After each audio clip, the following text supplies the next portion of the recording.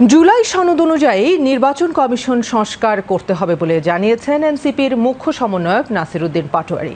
আজ আগারগাঁওয়ের নির্বাচন ভবনে প্রধান নির্বাচন কমিশনার এএমএম নাসিরউদ্দিনের সাথে সাক্ষাৎ শেষে সাংবাদিকদের তিনি একথা বলেন।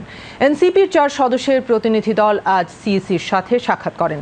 ব্রিফিংয়ে এনসিপির যুগ্ম সদস্য সচিব খালেদ সাইফুল্লাহ বলেন, খুব শিগগিরই 15 দিন অন্তর প্রবাসী ভোটারদের অগ্রগতি বিষয়ে ব্রিফিং করার বিষয়ে এনসিপি থেকে অনুরোধ করেছে, সেই অনুযায়ী ব্রিফ করবে ইসি। এনসিপির যুগ্ম সদস্য সচিব জহিরুল ইসলাম মুসা বলেন, নিবন্ধনের জন্য আবেদনের প্রেক্ষিতে নতুন কিছু ডকুমেন্ট জমা দেওয়ার আজ ছিল শেষ দিন, সেই জন্যই তাদের এই সাক্ষাৎ। পরে এনসিপির মুখ্য সমন্বয়ক নাসিরউদ্দিন পাটোয়ারী বলেন, নির্বাচন কমিশন নিরপেক্ষভাবে কাজ করবে বলে আশা করেন তিনি। এ সময় এনসিপির দক্ষিণাঞ্চলীয় মুখ্য সংগঠক হাসনাত আবদুল্লাহ উপস্থিত ছিলেন।